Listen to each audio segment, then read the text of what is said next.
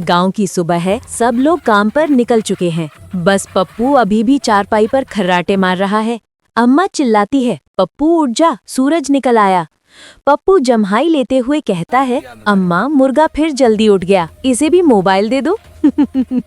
तभी उसका दोस्त काला शहर से आता है, हाथ में एक ड्रोन लेकर। कहता है, देख पप्पू, उड़ने वाला कैमरा लाया हूँ। पप्पू हैरान, अरे ये तो जिन का परिंदा लगता है।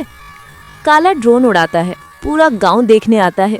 पप्पू कहता है, अब मैं चलाऊंगा। वो गलत बटन दबा देता है और ड्रोन घूमकर चाचा के सिर पर जा बैठता है। चाचा चिल्लाते हैं, पप्पू ये क्या है? पप्पू हंसकर कहता है, चाचा अब आप HD में लग रहे हो। ड्रोन घूमता हुआ कुएं में जा गिरता है, छपाक। काला चिल्लाता है, मेरी नई चीज डूब गई। पप्पू मुस्कुराकर कहता है, डूबी नहीं, तैरना सीख गई।